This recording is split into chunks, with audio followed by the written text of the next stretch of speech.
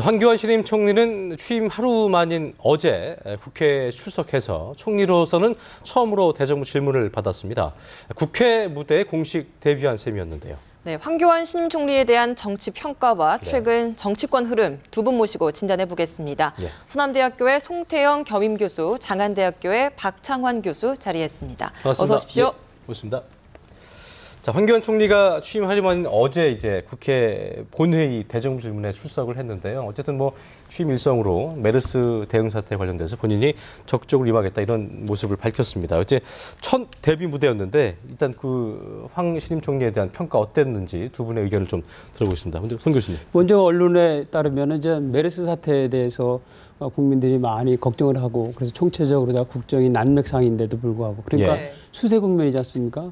그럼에도 불구하고 무난하게 이렇게 데뷔전을 치렀다 이렇게 평가를 받는 것 같습니다.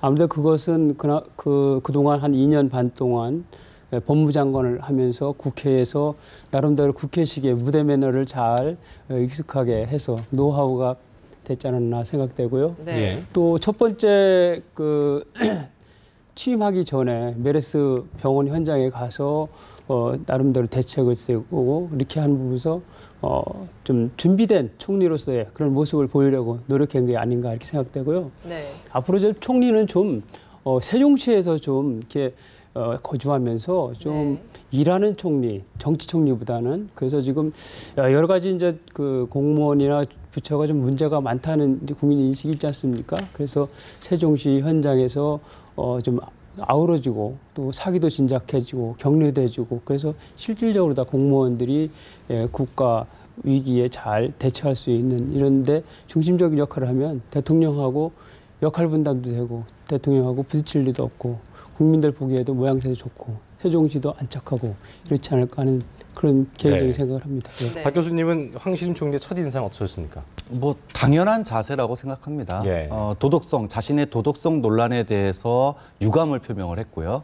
그리고 지금 메르스 사태 여기까지 퍼진 거에 대해서 정부를 대표해서 송구하다라고 얘기를 했습니다. 네네. 어떻게 보면은 황 총리는 이 메르스 사태의 최고의 수혜자다, 뭐 이렇게 지금 불리고 있지 않습니까? 네. 그 동안에 뭐 정관 예우 문제, 네네. 병역 문제 여러 가지 논란 속에서도 힘겹게 총리가 됐는데 이런 그 로우키, 그러니까 국회에 대해서 존중하겠다, 또 소통하겠다 이런 자세는 뭐 전 당연하다고 보고요. 이제 중요한 건 말이 아니라 앞으로 계속 이런 스탠스를 유지해가는 게 앞으로 이제 뭐 행동이 중요하겠죠. 네. 어제 이제 황 총리가 취임 이후 처음으로 여야 지도부를 예방하지 않았습니까? 먼저 여당 지도부 예방한 모습, 뭐 여당 지도부들의 반응만 봐도 앞으로 총리에 대한 많은 뒷받침을 해줄 것 같다 이런 반응이 많습니다. 어떻게 보셨습니까? 네. 어제 보니까 뭐 화기애애했는데요.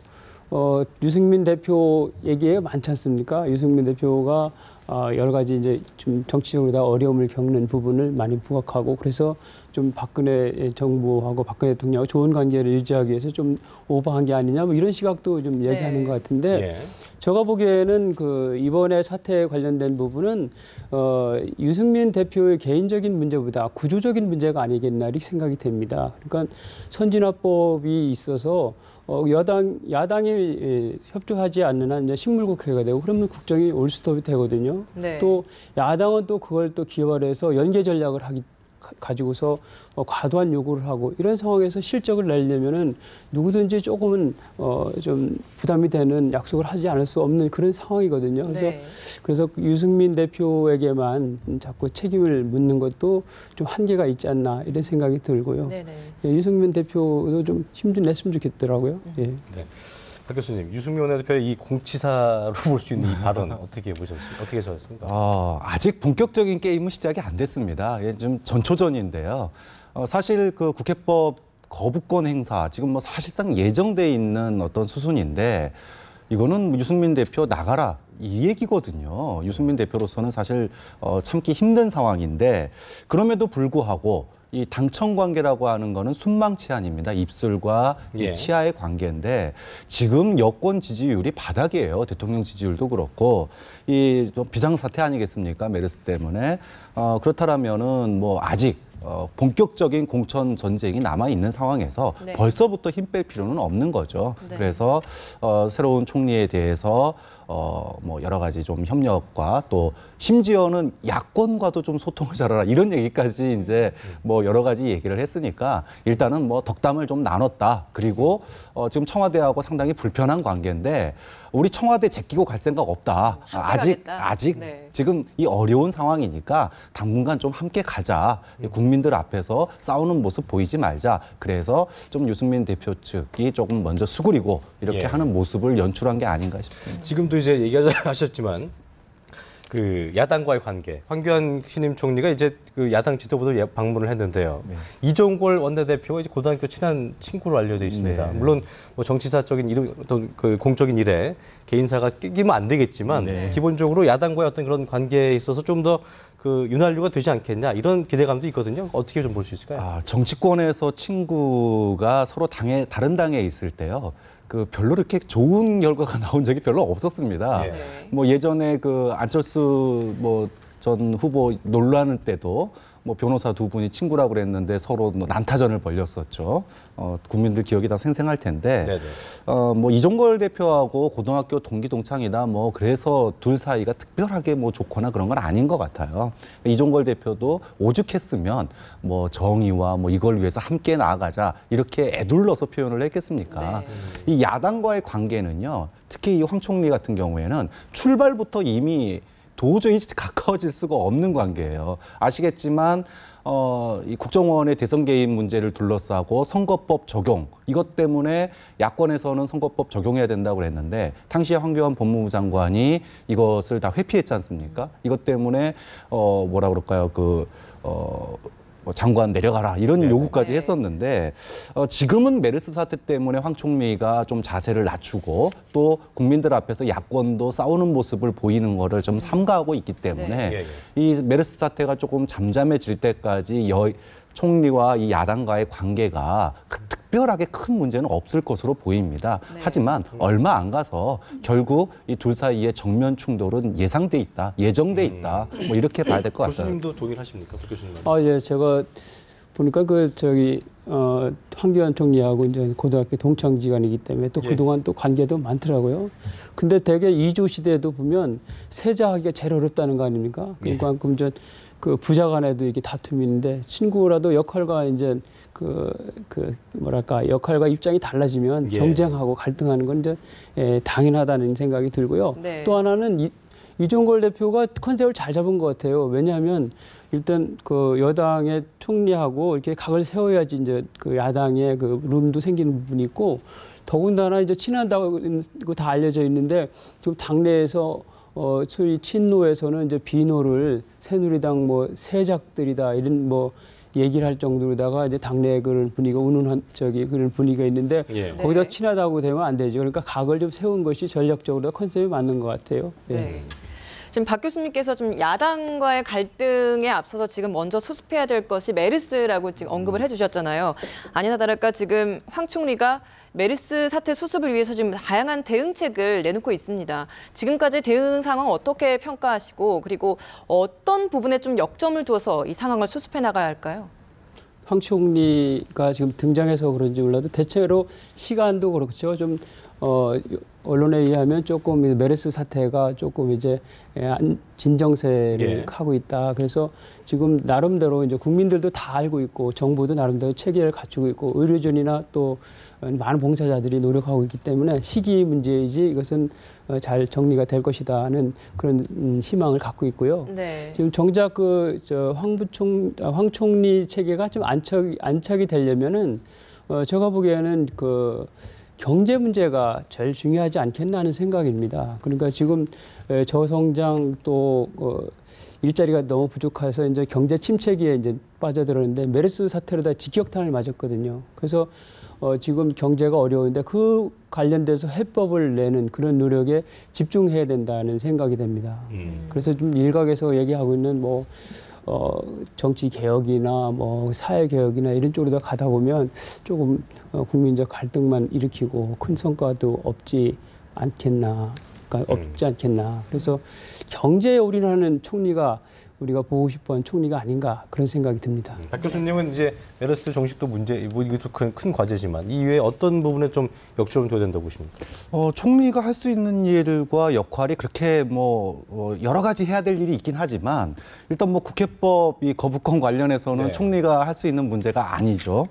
경제 관련해서는 최경환 부총리가 사실상 갑으로 지금 여러 가지 정책을 추진하고 있으니 거기도 또 일이 아닙니다. 그렇다면은 정치개혁과 부정부패 대통령이 강조했던 이거를 당장 한다? 그러면은 야권에서는 너나 잘하세요 이럴 테고요. 그래서 저는 지금 이 메르스 사태 이후에 우리가 작년에 이제 세월호 사건에도 그랬지만 외양간 고치는 거 있지 않습니까? 잘 고쳤으면 좋겠어요. 지금 총리실 산하에 안전처가 새로 신설된 게 작년 아닙니까? 근데 이번에 과연 어디 갔는지 존재조차 찾을 수가 없었습니다. 총리가 없기 때문에 국가안전처가 존재하지 안 보인다. 이건 말도 안 되는 얘기고요. 이 국가안전처가 좀 환골탈태를 해야 된다. 그 일에 총리가 좀 총리실 산하의 가장 큰 부처거든요. 네. 거기에 좀 앞장섰으면 좋겠는데 이번에 메르스 사태 때도 중앙정부와 지방정부 그리고 부처 간에 이 옥상옥과 그다음에 이 칸막이가 상당히 심했어요. 그러니까 국민과 정부 사이에만 소통이 안 되는 게 아니라 중앙과 지방 그리고 부처 간에도 제대로 소통과 협력이 잘 안 됐단 말이죠. 이걸 누가 해야 되느냐입니다. 본인이 황교안 총리가 자신이 메르스 문제에 대해서 이 컨트롤 타워가 되겠다라고 얘기를 했는데 사람이 컨트롤 타워가 되는서는 안 되겠죠. 바로 이 부처, 국가안전처가 정말로 이 옥상옥과 어떤 칸막이 현상의 중심이 아니라 이런 국가적인 재난과 여러 가지 사태, 질병 문제에 대해서 중앙과 지방, 그리고 국민, 그리고 부처 간의 협력, 그리고 소통을 이뤄내는 중심기구가 돼야 된다. 황 총리가 지금 당장 해야 될 부분이 저는 그거라고 생각합니다. 부처의 운영을 좀 원활하게 돌아갈 수 있게 하는 것 되게 중요하다고 저희들이 문제가 얘기하셨고. 사실은 소 잃고 외양간 고치는 걸 잘 못해서 문제가 되는 것 같습니다. 세월호 이후에 국민적 관심이 많았지만 또 계속 반복해서 되고 또 이번에는 정말 좀 절호의 기회로 생각해가지고 좀 외양간 제대로 고쳤으면 좋겠다는 생각입니다. 네. 자, 황교안 총리가 이제 50대의 젊은 총리라는 점에서 이제 그 나머지 총리 두 분, 최경환 경제부총리와 홍영표 교육부총리 이 서열순위 좀 이제 바뀌게 되는 거거든요. 관계 정립이 좀 어떻게 될 것이냐 이 부분도 주목을 받고 있습니다. 어떻게 좀 예상해 볼 수 있을까요? 최경환 부총리가 2살 더 위시죠. 그다음에 황우여 부총리는 10살 정도 위십니다. 그러니까 나이로 따지면은 사실 좀 애매한 관계가 되는데, 근데 회사도 그렇고 정부도 그렇고 일이라는 게 나이 가지고 되는 건 아니죠. 근데 나이를 떠나서 역할 부분에 있어서도 좀 애매해지는 측면이 있을 것 같아요. 그러니까 지금 당분간은 메르스 사태를 국민들이 좀 이제 체감할 수 있을 때까지 좀 안전하다라는 생각이 들 때까지는 역할 분담이 불가피할 겁니다. 황교안 총리는 당장은 이제 앞장서서 진두지휘해가지고 이 메르스 사태를 좀 진정시키기 위해서 노력을 해야 될 거고 또 최경환 부총리는 지금 경제 문제 얼마나 지금 경제가 어렵습니까? 이거를 다시 좀 돌리는 데 앞장을 서야 될 거고요. 근데 문제는요. 어차피 이 두 분, 그러니까 황우여 부총리나 최경환 부총리는 내년 총선에 나갈 분들입니다. 언젠가는 나가게 돼 있는데 그 시기가 언제냐라는 거죠. 근데 저는 그게 올 가을 정도쯤 되지 않을까라고 생각이 들어요. 무슨 얘기냐면 지금 최경환 부총리 같은 경우도 여의도로 다시 복귀해야 되느냐 말아야 되느냐 이런 얘기가 있는데 그게 빨라질 수도 있다 이런 이야기까지 나오고 지금 있더라고요. 대통령 지지율이 최바닥을 찍고 있습니다. 네. 그럼 내년이면은 20% 이제 되기 때문에. 대통령 취임 4년에 돌입해요. 4년차 전국을 새롭게 재정비해서 끌고 나가야 되는데 그렇다면은 이런 어떤 그 분업 체제로서 과연 그 4년차를 잘 끌고 나갈 것이냐. 임기 말이 갈수록 결국은 순장조라고 그러죠. 끝까지 대통령과 운명을 같이 할 분들이 이끌어 나가는 게 일반적이고요. 그렇게 본다면 결국은 올 가을 또는 올 겨울 정도쯤이면 어차피 출마하실 분들은 다 나갈 테니 황교안 총리 중심으로 라인업이 다시 짜질 거다. 경제도 그렇고 사회도 그렇고 모든 게 4년을 앞두고 다만 이게 이제 메르스가 언제 끝나느냐에 따라 좀 유동적이지만 결국은 분업 체제는 오래가지 않을 거고 황교안 총리 중심의 새 판짜기가 박근혜 대통령의 머릿속에 이미 있지 않을까 이렇게 분석을 하고 있습니다. 송 교수님께서는 좀 어떻게 보십니까? 이 두 부총리가 여의도 복귀가 좀 빨라질 수도 있을 것이다 이런 전망까지 지금 나오고 있는 상황이거든요. 이 문제를 바라보는 그 핵심 요체는 이제 박근혜 대통령이나 그저 박근혜 정부의 지지도와 또 국민적 신뢰가 어느 정도이냐의 문제인 것 같습니다. 그러니까 다시 말하면 황교안 총리 체제가 잘 안착이 돼서 자신감을 가지고 국정 운영을 하게 된다면 두 분 부총리를 포함해서 정치 장관들이 조기에 당으로 복귀한 수순을 밟지 않겠나 생각되고요. 네. 그런 부분들이 여의치 않으면 이게 시한으로 보면은 공직선거법에 의하면은 총선 전 6개월, 이제 60일, 그러니까 올 내년도 1월 중순경까지는 이제 사퇴를 해야 되는데 가급적이면 그렇게 된다면 좀 연말까지, 그러니까 이를테면 최경환 부총리 같은 경우는 이제 경제적인 성과를 어느 정도 확인한 다음에 또 예산안도 처리한 다음에까지 가지 않겠나, 그렇죠? 네. 근데 대신 이제 황교안 총리 체계가 조기에 잘 안착이 되고 그러면 조금 자유롭게 움직일 수 있는 여지가 있지 않겠나 생각됩니다. 네. 최경환 황우여 부총리 조기 복귀설 이게 좀 가능할까 싶은데요. 어쨌든 그 이후로는 내년 4월 총선을 꼽을 수 있는 건데 당내에서도 실제로 그 최 부총리가 와서 좀 친박계 구심점 역할을 해야 된다. 뭐 이런 의견이 나오고 있다고 하더라고요. 이건 네. 어떻게 보셨습니까? 일단 아까도 잠깐 말씀드렸지만 내년 총선을 앞두고 소위 친박과 비박 간의 이 공천 기싸움, 예. 전초전 사실 지금도 진행되고 있는 네, 겁니다. 그렇죠. 이제 본격적으로 공천 전쟁이 벌어지면 누군가는 어쨌든 그 구심점 역할을 해야 되는데 서청원 대표가 이제 들어왔을 때 뭔가 그런 역할을 하지 않겠느냐 했는데 이 당대표의 경선에서 지시고 난 다음에 네. 생각보다 그렇게 90점 역할이 안 되고 있어요. 예. 그런데 이 두 분 중에서 돌아갈 두 분 중에 최경환 부총리는 사실 이 박근혜 대통령의 최고의 신임을 받는 사람입니다. 오죽했으면 경제 살리기에 올인하고 있는 이 정부의 경제 정책의 최고의 컨트롤 타워 아니겠습니까? 그렇다면은 이 최경환 부총리가 당으로 복귀한다. 이거는 친박계로서는 상당히 큰 구심점 역할을 할 수 있는 거기 때문에 네. 당에서도 요청이 당연히 있을 거고요. 네. 또 자신도 마찬가지입니다. 최경환 부총리가 초이노믹스라 그래가지고 지금 뭐라 그럽니까? 돈을 풀어서 경제를 살리겠다 이래가지고 진짜 야심만만하게 시작을 했는데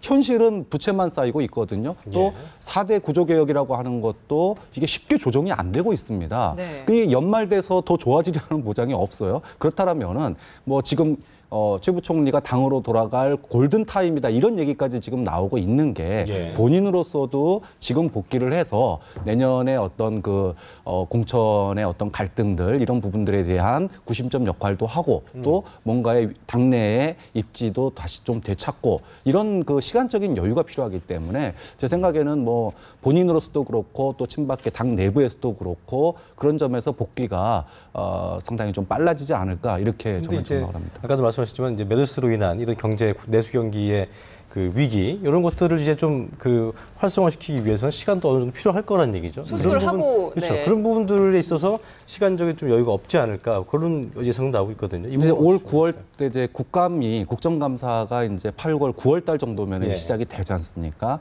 근데 경제라고 하는 게 이제까지 해서 열심히 노력했는데도 안 됐던 게 갑자기 잘 되지는 않아요. 그러니까 앞으로 정말로 최 부총리라도 누구는 안 그러겠습니까? 잘 마무리하고 명예롭게 하고 싶지만 예. 더 좋아진다는 보장도 없지만 안 좋아질 가능성도 있는 거거든요. 네. 그렇기 때문에 오히려 지금이 골든타임 아니냐는 얘기가 당내에서도 나오고 있다는 거죠. 예. 네, 이번에는 좀 새정치민주연합 이야기를 좀 해보겠습니다. 문재인 대표가 이제 사무총장 당선 인선으로 좀 범주류 최재성 의원을 인사를 했는데 지금 비주류들이 반발을 하고 있거든요. 이런 상황이다 보니까 자연스럽게 좀 뭐 난관에 봉착했다라는 평가가 나오고 있는데 사실 문재인 대표가 강력하게 밀어붙인다면 안 될 수는 없는 상황이에요. 그렇죠. 어떻게 보십니까? 예, 대개 정치권에서 얘기하는 것이 친노들이 좀 고집스럽고 좀 질기다 이런 네. 얘기를 많이 하거든요. 그래서 저는 보니까 친노들은 나름대로 전략적인 또 전술적인 것을 이미 정해놓고서 하는 것이 아닌가 생각됩니다. 그래서 이번 총선을 친노로다가 이걸 돌파를 하고 그래서 2017년 대선까지 가겠다는 그런 내부적인 공감을 확실하게 했기 때문에 그런 강고함이 있지 않나 생각이 돼요. 왜냐하면 지난번에 그 문재인 대표가 후보로 나왔을 때 많은 비난에 가까운 비판을 받았거든요. 그럼에도 불구하고 이런저런 이유를 대고 또 어쨌든 집요하게 대표가 됐어요. 그리고 네. 또 이번에 재보궐선거에서도 상당히 많은 타격을 받았습니다. 그래서 공격을 많이 받았는데 또 잘 버티더라고요. 버텨가지고 결국은 이렇게 됐거든요. 그래서 네. 제가 보기에는 그런 목표가 있기 때문에 이번에도 최재성 사무총장을 관철을 시키지 않겠나 하는 생각입니다. 왜냐하면 네. 또 전례가 또 있어요. 지난번에도 당직 짤 때 김경협 그 부총장을 또 강하게 또 밀어서 관철시킨 바가 있거든요. 예. 그런 면을 볼 때 이런 강구함은 전략에서 나오는 것 같다 이런 말씀을 드리고 싶습니다. 현 상황에서 이게 그 혁신한다고 실컷 얘기했는데 이 사무총장 놓고 개파 싸움한다는 모습이 총선을 앞둔 상황도 그렇고요. 새정치 입장에서는 뭐 자충수가 아니니까 좋을 게 없어 보이거든요. 지금 상황 뭐 어떻게 좀 새정치연합이 정말 안 된다라고 생각을 해요. 예. 그러니까 지금 사무총장이라고 하는 자리는 당대표가 임명하는 자리입니다. 그건 네네. 누구도 어떤 당 과거에 다 있었던 네. 일이에요. 근데 거기에 대해서 비주류가 흔들기를 하는 건데 근데 이런 일이 과거에는 없었냐? 마찬가지입니다. 박영선 당시 대표가 조직위원장 임명하려고 그랬을 때 당시에는 친노 주류가 흔들기를 했거든요. 예. 말도 안 된다고. 그러니까 이게 지금 무한 반복되고 있는데 네.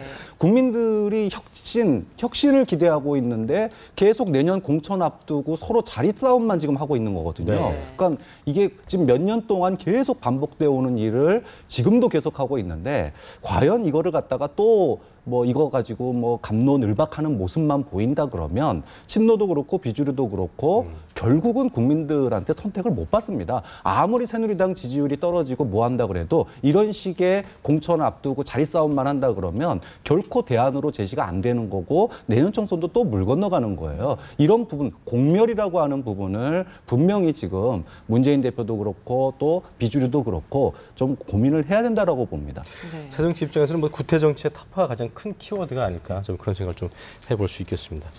네, 자, 오늘 말씀 여기까지 듣겠습니다. 네. 지금까지 장한대 박창환 교수 또 서남대 송태영 겸임 교수였습니다. 고맙습니다. 고맙습니다. 예.